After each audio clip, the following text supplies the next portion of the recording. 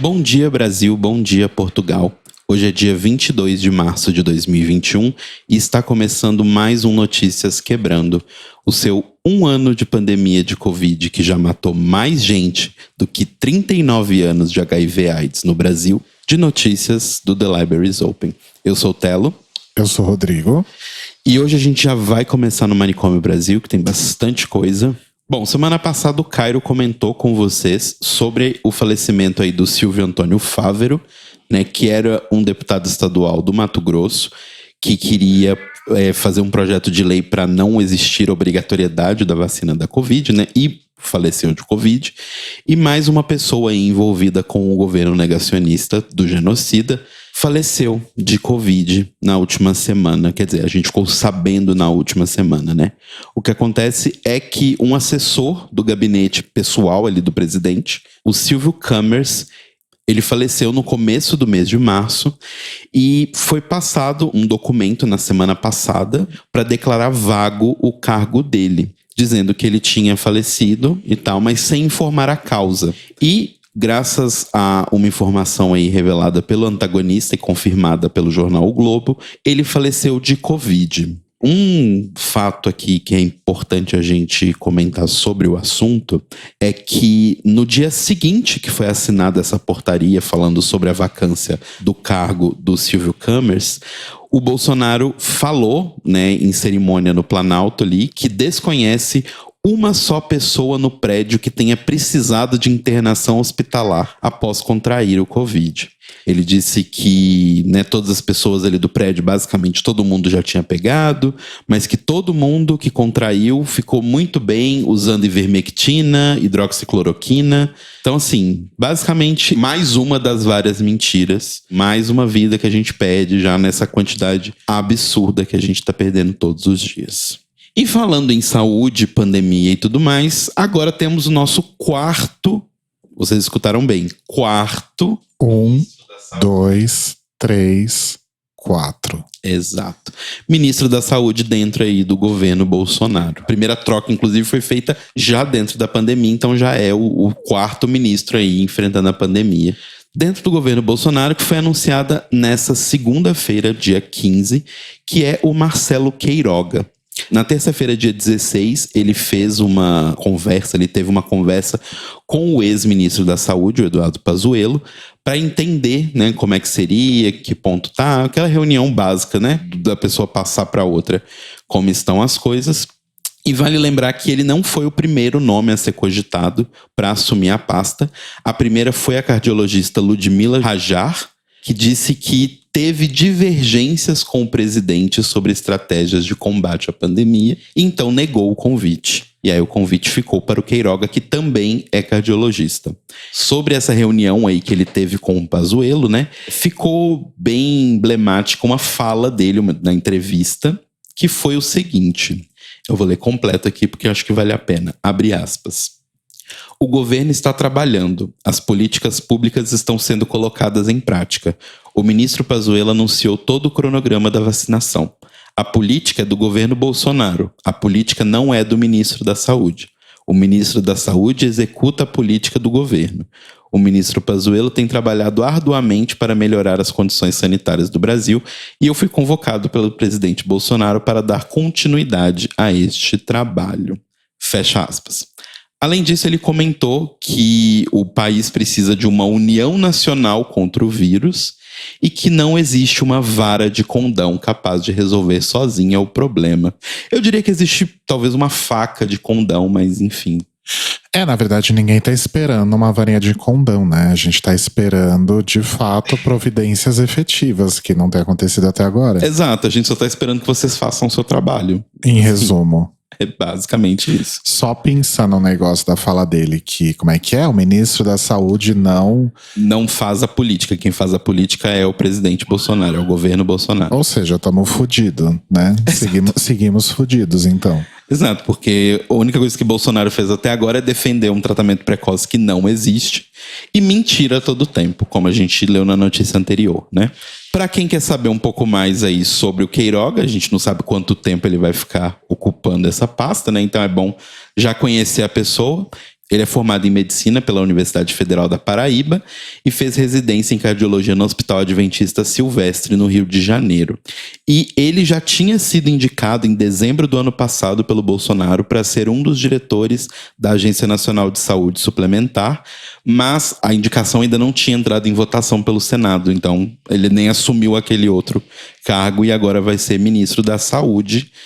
É isso, gente. Salve-se quem puder e continue em casa, porque, como vocês podem perceber, o governo tá zero preparado para caso você fique doente. Vamos fazer um bolão de quanto tempo ele fica? Olha, eu vou ser bem sincero. A gente tá acompanhando aí as notícias, né? E eu tô vendo principalmente pessoal da área de saúde novamente falando bastante sobre. Acho que depois de ter passado tanta raiva, né, no final do ano passado, e as pessoas estão voltando a se pronunciar. E o que eu tenho ouvido de várias pessoas é que assim, as pessoas falam, o sistema de saúde, né, as UTIs estão em 96%, por exemplo, em São Paulo. Tô chutando aqui um número porque eu não conferi o número atualmente em São Paulo, mas tá por aí. E aí o que as pessoas estão falando da área de saúde é que assim, ano passado, né, ali para outubro, ali para setembro, quando a coisa estava um pouco mais tranquila, foram abertos novos leitos de UTI. Então, tipo, foi aberto em um mês mais 10 leitos, no mês seguinte mais 5 leitos, no outro mês mais 5 leitos. Então, a gente chegar em 96% agora, em março, não é 96%. O sistema está operando em 270%, porque você pode até fazer um leito de UTI, mas se você não tiver um profissional capacitado para atender essas pessoas, não adianta nada. E como a gente sabe, a formação de um médico demora aí uns 10 anos. Então, a gente não vai ter um número de médicos suficientes e enfermeiros e outros profissionais de saúde para cobrir essa quantidade de pessoas. Então, assim, o sistema não vai colapsar, ele já colapsou. O negócio é que o colapso ainda está invisível, vamos colocar assim. Mas eu te falo que o primeiro estado que colapsar de verdade, e as notícias realmente derem como colapso, ele cai. Entendi. Só um adendo, Pazuello que pediu afastamento por questões de saúde e logo em seguida foi flagrado num supermercado comprando itens que pareciam ser para um churrasco. E aí, uma das várias desculpas que se dá no Brasil sobre a questão, como estamos lidando aí com a pandemia, né? Inclusive, o Excrementíssimo essa semana comentou, me cita um país que esteja lidando bem com a pandemia. E assim, tem vários países que estão lidando muito melhor que o Brasil com a pandemia. Um dos problemas sempre apontados aí é dinheiro, né? Então não compramos as vacinas porque ia ter que comprar outras coisas, então a gente perderia muito dinheiro. Não compramos a vacina porque tem uma cláusula leonina e que a gente teria que pagar para a população, né, uma multa caso acontecesse alguma coisa. Então tudo se resume a dinheiro. E aí no meio desse grande problema envolvendo dinheiro, o Congresso derrubou o veto que o próprio Bolsonaro tinha dado aí uns meses atrás, em setembro, sobre uma contribuição que as igrejas teriam que pagar para o Estado. O lance todo é o seguinte: em setembro, o Jair Bolsonaro tinha feito um veto em um projeto que existia, que era de que excluíssem as igrejas do rol de empresas que deveriam contribuir com a contribuição social sobre lucro líquido, que é o CSLL. Basicamente, então, eles estavam tirando isso, e aí por conta de detalhes ali jurídicos, na época Bolsonaro fez esse veto, mas ele fez esse veto única e exclusivamente porque, de acordo com o grupo que assessora ele, se ele não vetasse essa medida, isso poderia ser considerado um crime de responsabilidade, que a gente sabe que é a única coisa no Brasil que causa impeachment. Né, você matar milhões de pessoas, você cometer vários genocídios não é um problema. Agora, crime de responsabilidade, aí ferrou. Então ele tinha feito esse veto único e exclusivamente por conta disso, porém ele já tinha deixado claro em setembro que ele meio que não concordava com o veto e que ele achava que o Congresso, se não concordasse com ele, principalmente a bancada evangélica, deveria lutar para derrubar esse veto do Jair Bolsonaro. Na última semana, o Jair Bolsonaro novamente insistiu na questão e disse que não, vai lá e derruba o meu veto sim. E aí o veto foi derrubado. Na Câmara o resultado foi 439 a favor da derrubada contra 19. E no Senado, 73 senadores votaram para perdoar essa dívida aí das igrejas. Apenas o senador Romério, do Podemos, do Rio de Janeiro, votou para que o veto fosse mantido. Dito isso, o que a gente tem? Um perdão aí no valor de quase R$1 bilhão tinha sido avaliado inicialmente, mas agora, com mais detalhes e depois de todo o processo votado, vai ser uma renúncia tributária de R$1,4 bilhões nos próximos 4 anos. Então é isso, o Estado deliberadamente não vai receber esse dinheiro de igrejas que estão lucrando absolutamente rios de dinheiro, como a gente pode ver em vários pastores e várias pessoas milionárias. E é isso. Esse dinheiro eles não precisam, mas eles estão sempre precisando de dinheiro. O seu, no caso, né?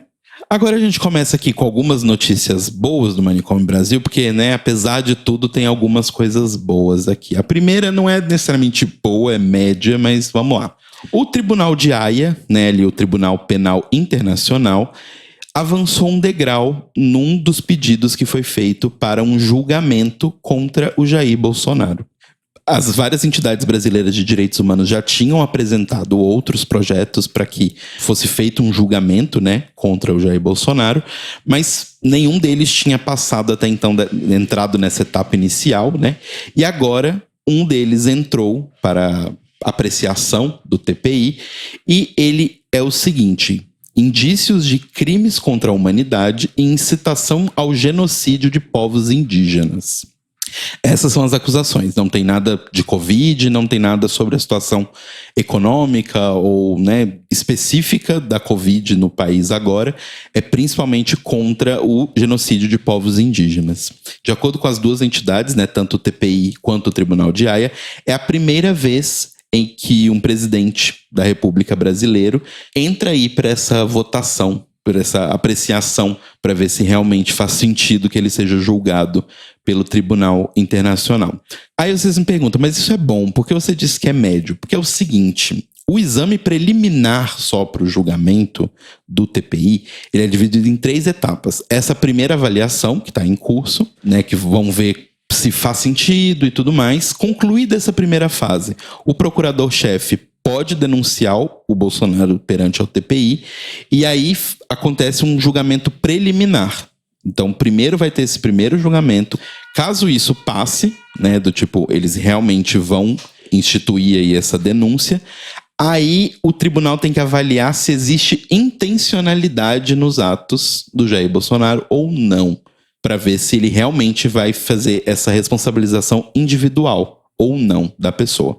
E a outra parte negativa é que, assim, de acordo com várias pessoas que acompanham e trabalham dentro dessa parte do direito internacional, é muito difícil que um processo desse aconteça e termine em menos de 10 anos. Não vai acontecer no tempo ainda que o Jair Bolsonaro é presidente. Mesmo que ele seja reeleito, vão bater na madeira aqui, mas, né, enfim, é uma possibilidade. Mas ainda que ele seja reeleito, esse julgamento não terminaria, né, antes disso tudo acontecer. Então, não temos como saber. Nossa, gente, por que tanto tempo, né? É porque tem muito líder de Estado fazendo muita merda. Então, a fila deve ser grande. Entendi. Eu imagino que seja por isso. Entre as possíveis penas aí que ele pode enfrentar, são prisão de até 30 anos, confisco de bens e reparações, como indenizações e pedidos de desculpa.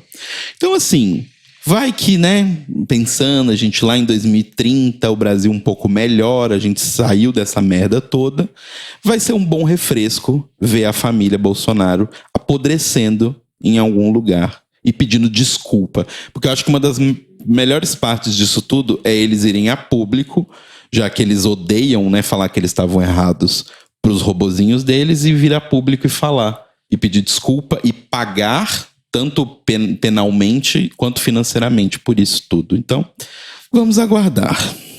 Agora, uma notícia boa mesmo, de verdade.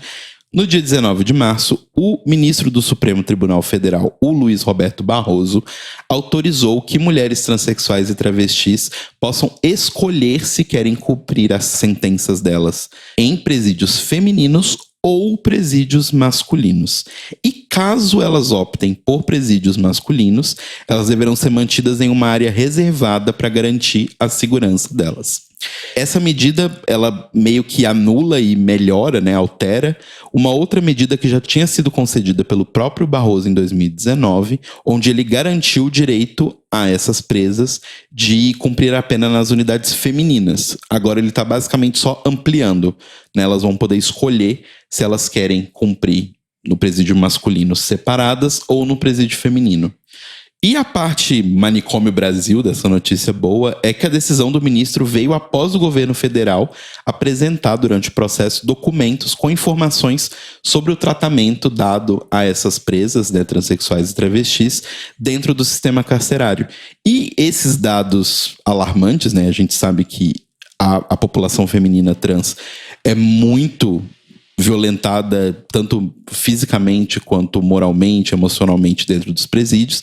Esses dados foram levantados pelo Ministério da Mulher, da Família e dos Direitos Humanos. Da Damares, aquela mesmo, lembra? Então, eita!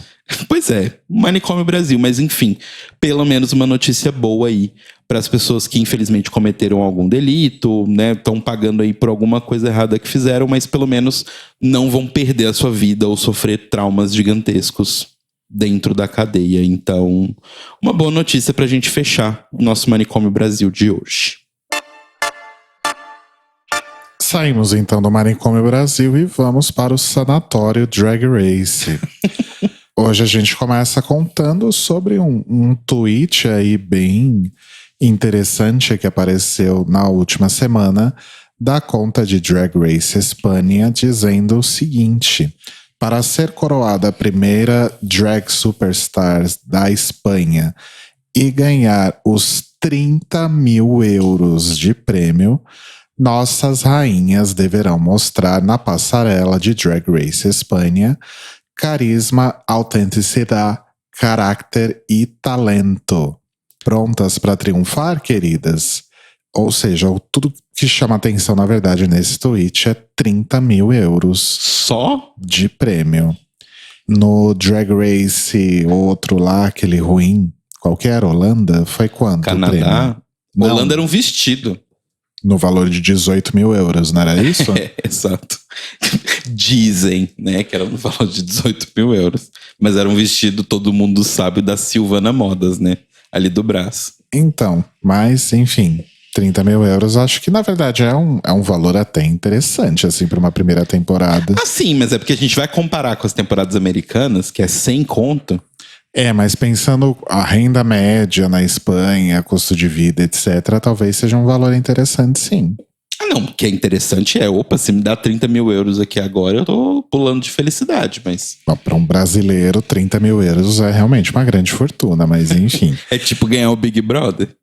Então, vamos vendo aí, né, aos poucos, as novidades sobre a temporada Espanha de Drag Race, que parece que realmente vai ser bastante interessante. Indo aí para um outro spin-off, agora no caso Drag Race UK, nós tivemos aí, né, acho que já pode falar, né, já deu tempo, todo mundo já sabe. É, gente, se você por acaso ainda não assistiu Drag Race UK, o final, pule aí para o minuto, Cairo insira o minuto.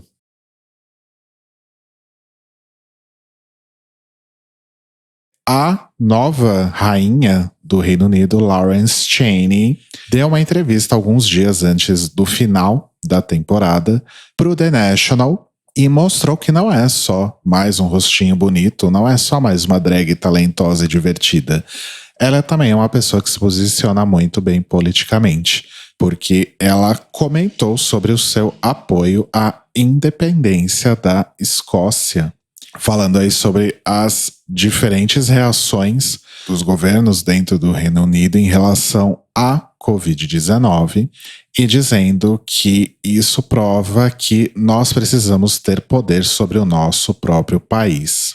Ela contou para o The National que ela votou sim no último referendo de 2014 pela independência da Escócia, que acabou, enfim, não dando em nada. Foram aí 55% dos votantes dizendo não à independência, mas que ela espera que isso aconteça, que exista algum outro referendo dessa natureza num futuro próximo.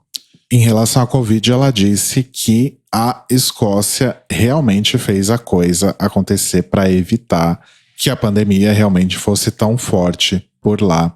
E ela coloca isso como um ponto importante para que realmente as pessoas entendam que os escoceses sabem realmente o que se passa no país deles e sabem fazer as coisas acontecerem, e provando que isso é mais do que um motivo para que eles realmente sejam uma nação independente do Reino Unido. Então, Lawrence mandando aí o verbo e mostrando que realmente o Reino Unido deve acabar muito em breve, né, amores? Pois é. Enfim, como se dependesse dela, mas ok. Falando ainda sobre Drag Race UK, quem viu aí o penúltimo episódio da segunda temporada, o Beastenders, deve ter se surpreendido com um extra special guest judge, que era um manequim. A gente não viu o episódio, eu imagino que ninguém tenha falado sobre isso a respeito no episódio, mas esse manequim estava lá simplesmente porque a guest judge, que deveria ter participado dessa gravação, simplesmente não apareceu no estúdio. Eita. E essa pessoa foi a Rita Ora, que inclusive já até participou de Drag Race US em 2018.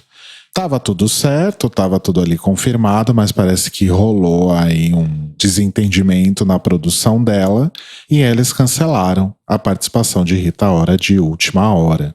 Tava tudo certo ali, né? De acordo com uma fonte aí do programa. Tava tudo certo, todo mundo esperando ela, mas como ela não apareceu, os produtores resolveram fazer ali uma medida desesperada e colocaram um manequim decorando lá o quarto espaço da bancada. E esse manequim estava vestido como o personagem Mickey de EastEnders, Mickey interpretado aí pelo ator Danny Dyer. E enfim, parece que deu tudo certo, acabou virando uma piada. Parece que a situação não ficou tão feia assim para Rita Ora, que inclusive recentemente, no começo do mês, fez um show na parada LGBT de Sydney, na Austrália, esse lugar maravilhoso onde Covid-19 não existe. Inveja. E depois de passar aí 13 anos fotografando as queens de Drag Race, ou seja, desde a primeira temporada lá em 2009, o fotógrafo Marco Ovando está preparando aí o lançamento do seu livro The Dolls. Trata-se aí de um registro desses 13 anos fotografando as queens em bastidores, em shows, em performances, em aparições especiais, como Violet Chachki no Met Ball, por exemplo, né? O lote reservado para pre-order esgotou rapidamente, mas o livro chega aí às prateleiras dos Estados Unidos no dia 1º de abril. Então serão fotos aí de 65 queens que passaram por Drag Race, com foco principal aí em 15 delas, com quem o Ovando tinha mais contato, e a capa atrás Violet Chachki. O Ovando diz que provavelmente a sua foto preferida do livro é uma foto da Aquaria com a Lourdes, filha da Madonna, que foi tirada justamente em um evento em que a Aquaria estava vestida de Madonna.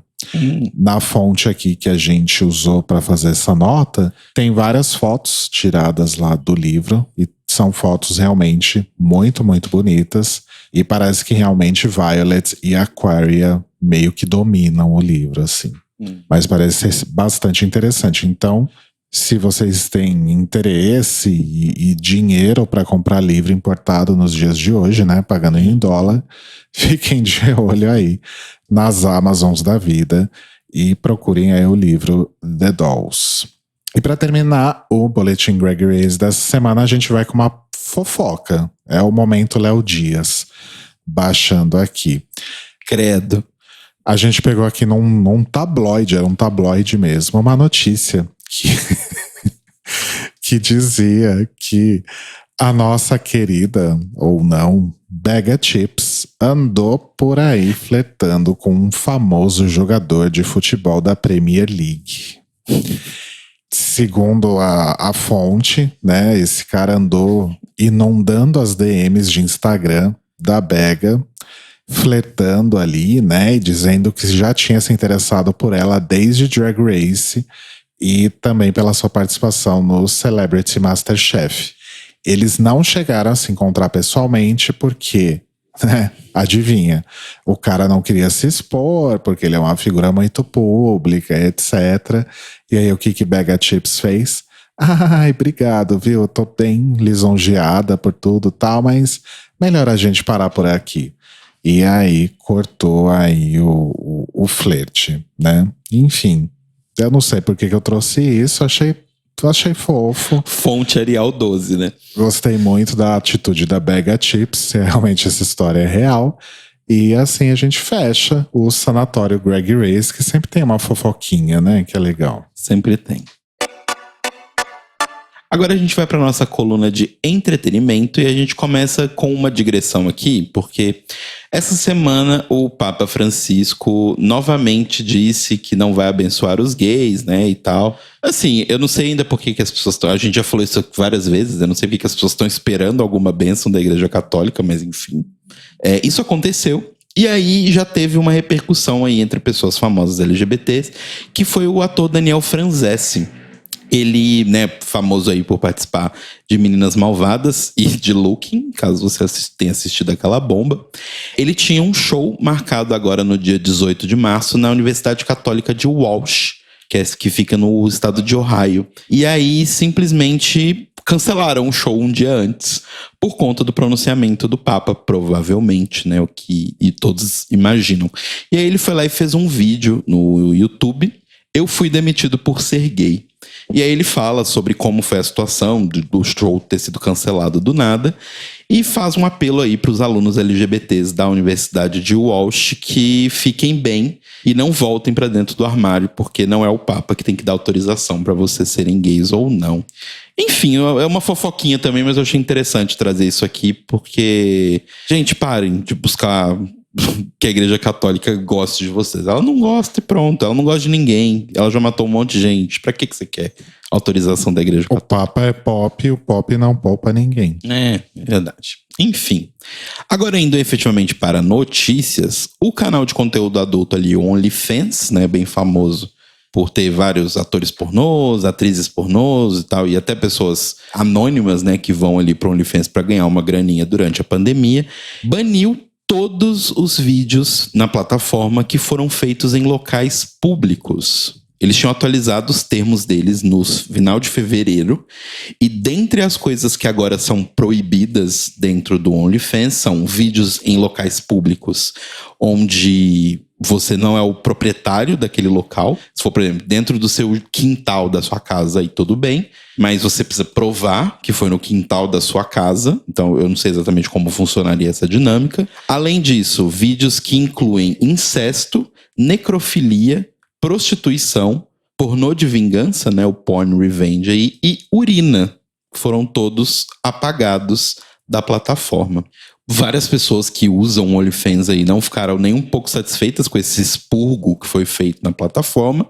E uma produtora aí de conteúdo adulto, a Aspen Eden, disse por e-mail ao Vice que ela ficou bem realmente irritada quando o conteúdo dela foi deletado, que foi no dia 13 de março, e ela disse: todo o meu conteúdo foi criado em propriedades privadas, áreas isoladas ou profundezas de montanhas, desertos ou florestas nacionais. Nenhum dos meus conteúdos foi feito numa área pública com pessoas passando, andando ou com chance de sermos pegos, em estacionamentos, nem ruas movimentadas e parques. Então, assim, parece que é aquela típica coisa de proibição, né? Quando começa uma coisa proibida, vira uma bagunça e ninguém sabe exatamente o que proibir, mas de qualquer forma o que está sendo falado aí é que o OnlyFans está fazendo isso por conta de ele ter sido categorizado por vários bancos, né, várias instituições financeiras nos Estados Unidos, como um negócio de alto risco. Justamente pelo fato de ter vídeos dentro da plataforma que falam sobre necrofilia, ou falam sobre incesto, ou tem sexo em locais públicos e tal. Isso tudo são crimes em vários estados dos Estados Unidos. Vale lembrar, inclusive, que no ano passado a Mastercard e a Visa romperam o vínculo delas com o Pornhub pelo mesmo motivo. Pelo fato de que o Pornhub tinha várias coisas ali que são crimes em vários estados dos Estados Unidos. Então, você não consegue, por exemplo, assinar o Pornhub com um cartão de crédito Visa ou Mastercard. Então, parece que o OnlyFans tomou a mesma decisão aí. Mas isso pode ser um risco, né? As pessoas que produzem conteúdo dentro do OnlyFans já estão bem putas, mas enfim, vamos ver no que isso vai dar. É diferente, né? Porque o OnlyFans acaba sendo fonte de renda, né? Das pessoas que produzem conteúdo por lá. Então, e acaba sendo essa coisa também do tipo, essas legislações dentro de aplicativos que são feitas de forma muito generalista, elas não levam em consideração um monte de coisa, né? Tipo, por exemplo, sei lá, proibiram vídeos que tem urina, por exemplo. Várias pessoas têm esse fetiche, e se for uma coisa que foi 2 pessoas fazendo, e as 2 estão fazendo de forma consensual, meio que não é da conta de ninguém, é bem complicado, assim. E até esse lance, por exemplo, de locais públicos, sabe? Do tipo, como que a pessoa vai provar que ela fez isso no quintal da casa dela, sabe? Ou, tipo, não foi numa área específica. Enfim, é muita complicação. Falando em complicações em redes sociais que costumam proibir coisas nada a ver, o ator Jesuíta Barbosa, que é conhecido aí pelo filme Tatuagem e outros filmes grandes nacionais, postou essa semana umas fotos mais ousadas aí no Instagram. E ele foi uma coisa bem Chicas Xavier, sabe? Porque ele postou tipo uma foto meio que da virilha dele assim, mas sem mostrar nada, escrito pubis. Aí depois ele postou uma foto da barriga escrito antebraço. Aí depois ele postou uma foto do mamilo escrita comunidade. E depois postou uma foto da bunda escrita diretriz. Então, aparentemente aí um momento Chicas Xavier justamente falando sobre a proibição, por exemplo, do Instagram de pessoas, mulheres especificamente, postarem mamilos no Instagram, que as fotos são imediatamente bloqueadas. Eu acho uma coisa bem, assim, poesia concreta quase, né? Pois é. Toda essa coisa aconteceu e aí, logo depois, a conta do Jesuíta Barbosa do Instagram sumiu. Simplesmente sumiu. Tipo, fez um pum e sumiu. Ainda não se sabe exatamente se ele deletou, se a conta foi banida, se a conta foi simplesmente... Foi dado um silêncio ali na conta, né, pelo Instagram. Mas assim, é aquela coisa também que a gente fala de pesos e medidas, né? Tipo, ele postou basicamente nada, gente. Ele postou pedaços do corpo dele, sem nada explícito. E ainda que ele tivesse explícito, existe o contrato social ali de que ele tá postando pra quem segue ele. Outra coisa, ele postou nos stories, ele não postou no feed. Foi nos stories. E assim, gente, sinceramente, a pessoa ter a conta dela banida por postar bunda, o meu Instagram não ia ter ninguém, porque, Enfim, boa sorte ao Jesuíta Barbosa aí. As pessoas estão adorando a bunda dele na internet, estão adorando o corpinho dele na internet. E, gente, se ele tá afim, ele tem mais todo o direito. É verdade. E por último aqui eu trouxe uma notícia que na verdade é uma curiosidade / indicação. Se você é uma pessoa LGBT e gosta de pagode, saiba que agora, depois da gente ter o sertanejo LGBT, a gente tem o pagode LGBT. Porque o João Rosa, que é irmão do Karan, que é um membro aí de um grupo chamado Atitude 67, não conheço, mas imagino que seja um grupo de pagode, ele lançou 2 músicas que estão no ar aí com clipes no YouTube, uma chamada Amar Sem Sentir Culpa e outra chamada Tô Correndo de Briga. Então, se você gosta de pagode e quer ouvir um pagode LGBT, arrasa e escute o João Rosa. Parece que a Atitude 67 realmente é um grupo de samba, assim. Achei curioso. Eu acho que tem que ter viado e sapatão e travesti. Tem que ter tudo quanto é tipo de música possível. Sim. Que aí a gente agrada a todos os públicos, na verdade. Até pra quebrar essa hegemonia, né, desses cantores héteros de sertanejo, que sempre tem aquele mesmo discurso. Ah, sim. Machista, homofóbico, transfóbico, enfim. Exato. Né? O mais legal é que, assim, as coisas se expandindo, você vai ter pessoas de todo tipo fazendo todo tipo de música. Que nem rolou um tempo atrás, faz um certo tempinho, acho que a gente nem chegou a comentar aqui, sobre uma dupla sertaneja que fez uma música falando sobre uma mulher, e aí na narrativa da música, num determinado momento, eles descobrem que não era uma mulher, era um travesti. Sim, né? sim, Vários erros aí. E aí eles fizeram um vídeo do tipo, ai, mas imagina, nada contra, tenho até amigos que são, né? Aquele velho discurso. A criatura gay, né? A criatura gay, como disse o Rodolfo, né? Enfim. Vamos agora, então, dar mais uma passeadinha aí pelo mundo na nossa coluna internacional. Vamos primeiro lá para Portugal, onde em 19/3 saiu aí uma nova norma publicada pela Direção-Geral da Saúde de Portugal, que torna as regras para doação de sangue iguais para todas as orientações sexuais. O Antônio Lacerda Salles, que é o secretário de Estado adjunto da Saúde, disse o seguinte, abre aspas, a norma relativa à seleção de pessoas candidatas à dádiva de sangue, que é doação de sangue em português de Portugal, com base na avaliação de risco individual, passa a aplicar-se a todas as pessoas candidatas à dádiva de sangue, sejam dadoras pela primeira vez ou habituais ou regulares. Essa norma estabelece também que os períodos de suspensão sejam iguais para todas as pessoas, que são 12 meses para pessoas com parceiras ou com prática sexual com pessoa com HIV, hepatite B ou hepatite C. E ficam sem poder doar durante 3 meses as pessoas com contato sexual com pessoas com comportamento de risco infeccioso acrescido para agentes transmissíveis pelo sangue e também de 3 meses para pessoas com contato sexual com um novo parceiro ou mais do que um parceiro. Então, essa norma está sendo realmente vista como um grande avanço, inclusive por organizações como a ILGA Portugal, mas tem aí um porém, né? Catch. A ILGA Portugal considera que o questionário que é apresentado para as pessoas que se candidatam para a doação de sangue, ainda confunde os conceitos de gênero, identidade e características sexuais. Nesse formulário, aparentemente, pessoas intersexos são ligadas a identidades e expressões de gênero não binárias, enfim. Então a associação pretende aí continuar um trabalho para fazer a correção desse questionário. Agora a gente vai para a Austrália, esse lugar maravilhoso, esse paraíso Covid-free, né, com shows de Rita Ora e paradas LGBT, para contar que lá em Melbourne, os VLTs, também conhecidos como veículos leves sobre trilhos, dizem que a gente tem aqui no Brasil também, mas enfim, não funciona muito bem. A gente tem. Ele é um veículo, ele é leve, ele funciona sobre trilhos. Ele só não funciona como um todo, mas a gente tem. O conceito de VLT é aplicável, né? Enfim, a gente não tá colocando aqui a questão se funciona ou não. Mas lá em Melbourne, os VLTs estão aí envelopados, né, nas cores do arco-íris, durante as comemorações aí do orgulho LGBT no país.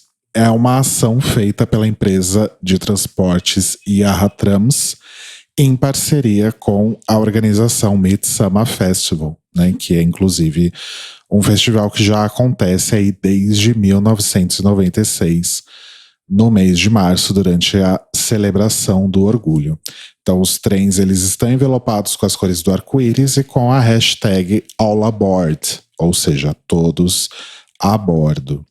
A empresa diz o seguinte, abre aspas, é um símbolo de inclusão que buscamos em nosso local de trabalho e em nossos VLT em toda a rede. E All Aboard é nosso compromisso em garantir que todas as pessoas se sintam bem-vindas a bordo de um VLT. Fecha aspas. Não só na terra, mas também no ar, na Austrália, aconteceram coisas interessantes nesse sentido. A companhia aérea Virgin Australia realizou no dia 5 de março, que foi inclusive um dia antes da parada de lá, o seu primeiro Pride Flight, o voo do orgulho, né? Foram 120 passageiros LGBT+, ou aliados, que viajaram de Brisbane para Sydney, né? Justamente para a celebração da parada. Vários convidados especiais, várias diversões a bordo, bebida, jogos e apresentações de uma drag queen momento aqui de expectativa, né? Essa drag queen era ninguém mais, ninguém menos do que Penetration. Sim, ela existe ainda. Não é RuPaul, não.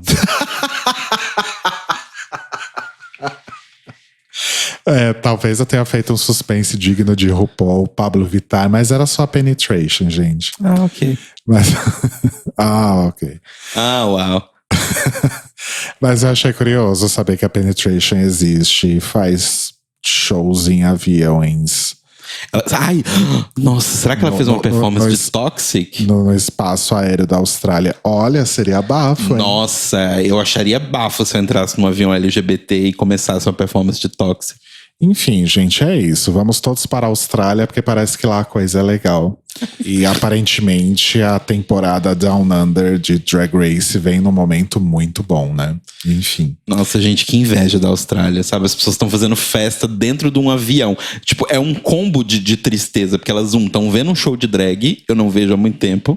Elas estão dentro de um avião, indo para um lugar legal. Elas estão indo para uma parada e elas ainda estão fazendo festa. Sim. É muito gatilho. E vem do show da Rita Ora. Eu não acompanho a carreira da artista. A Rita Ora é que fez um feat com a Dani Bond. Enfim. Não, é a Doja Cat que fez um feat com a Dani Bond.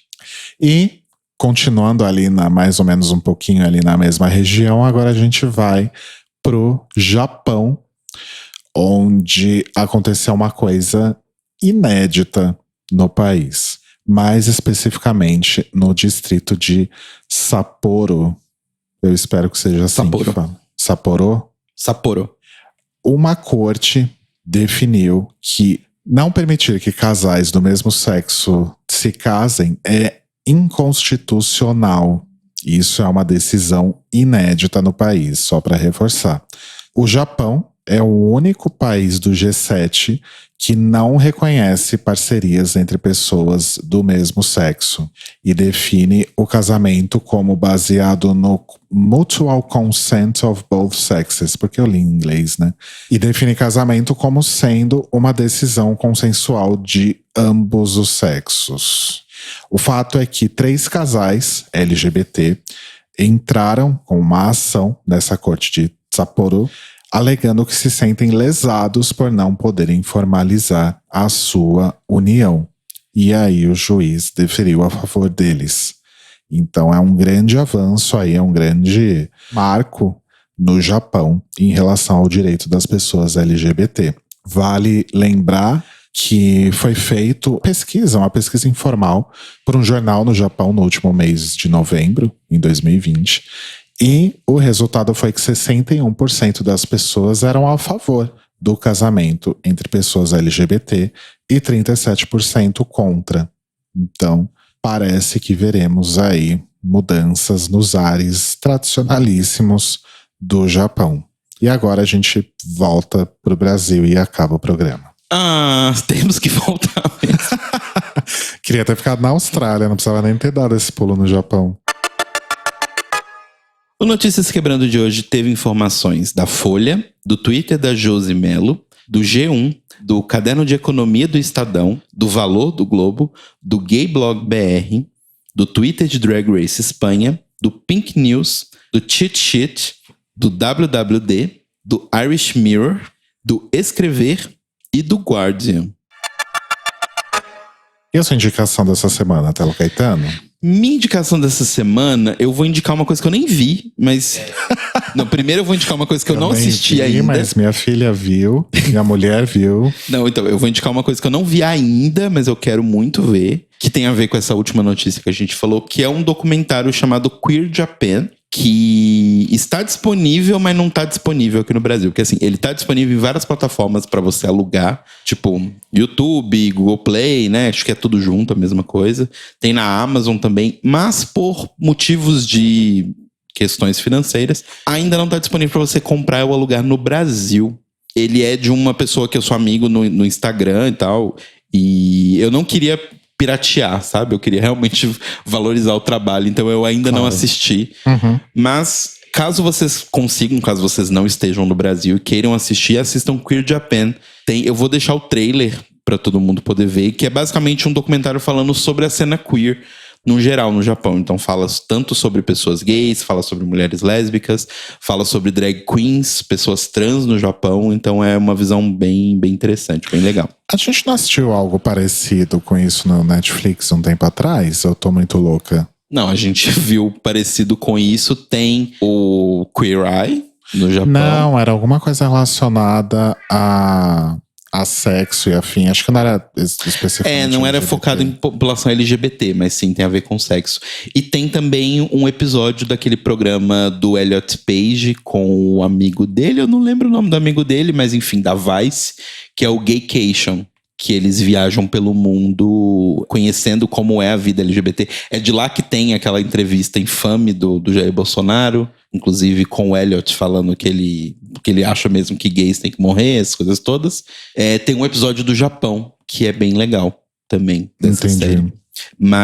E a minha indicação que eu realmente assisti é que eu e Rodrigo assistimos o documentário aí falando sobre a vida da Britney Spears, que é o Framing Britney Spears.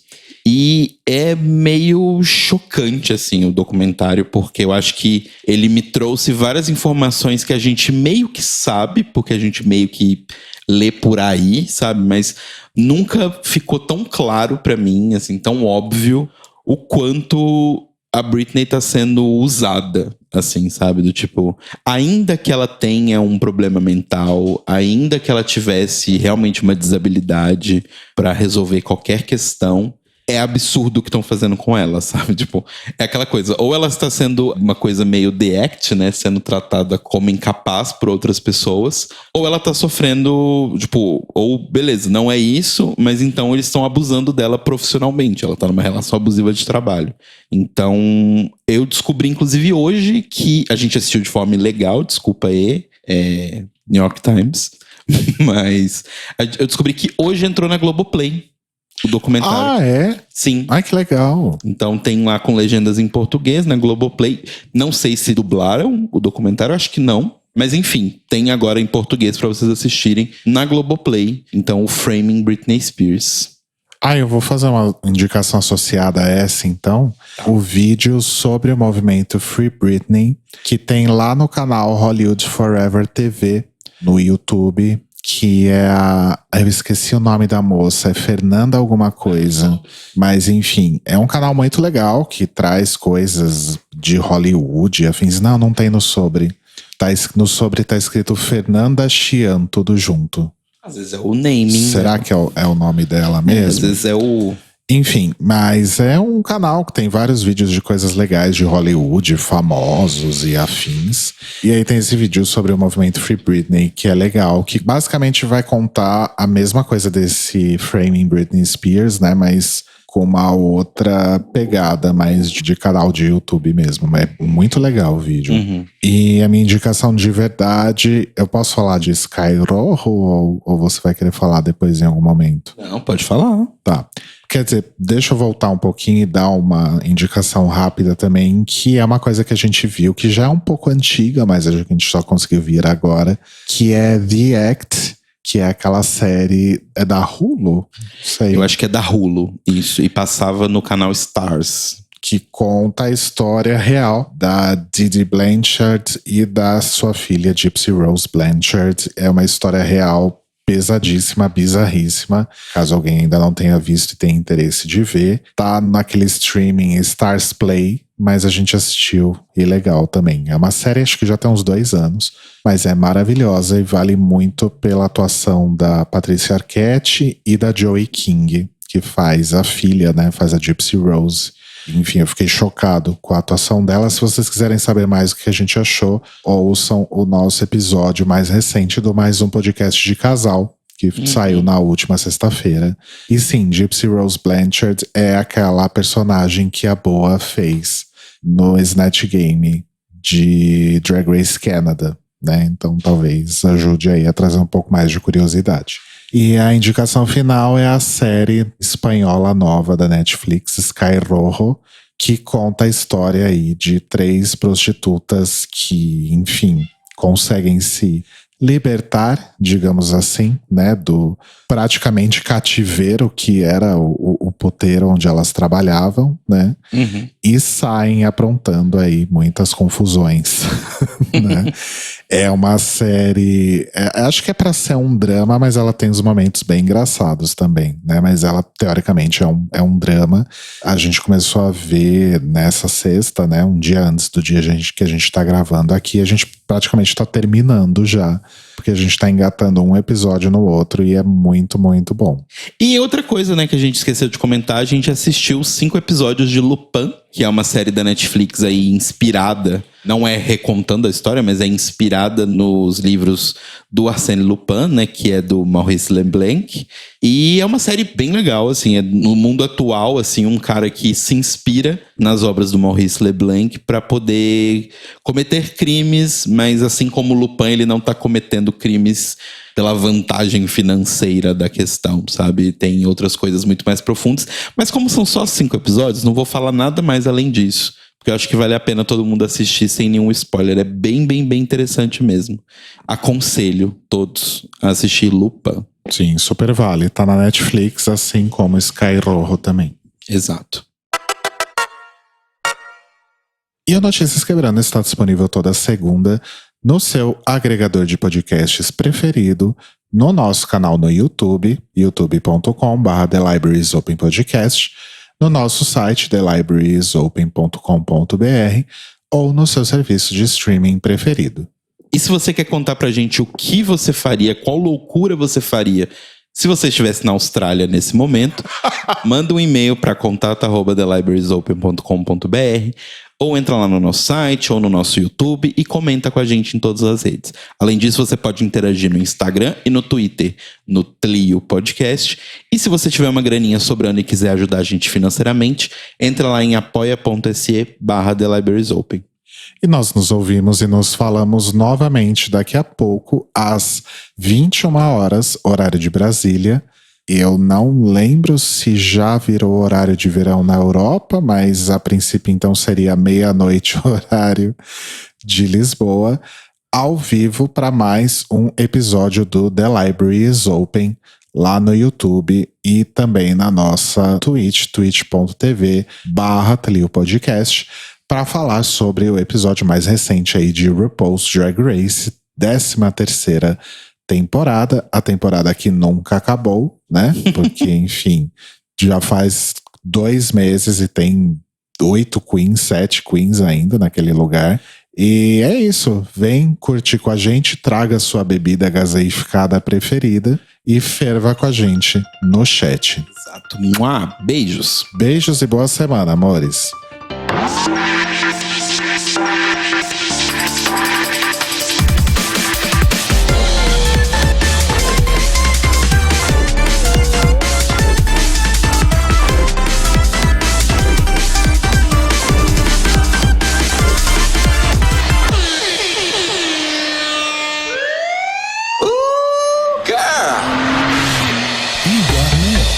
Esses são os nossos queridos apoiadores que nos ajudam a fazer do Tlio um podcast cada vez melhor por meio da nossa campanha no Apoia-se.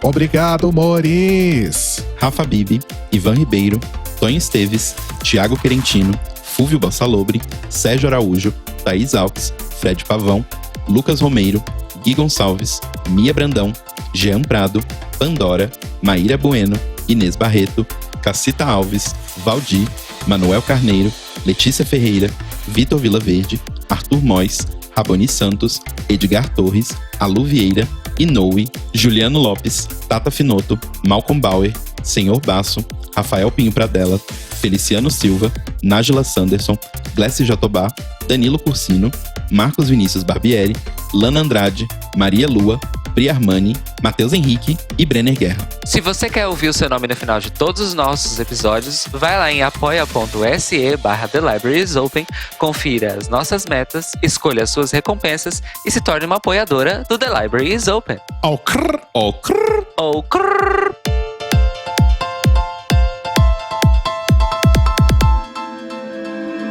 Este podcast faz parte do movimento LGBT Podcasters. Saiba mais em www.lgbtpodcasters.com.br ou usando as hashtags e @LGBTpodcasters no Twitter e no Instagram.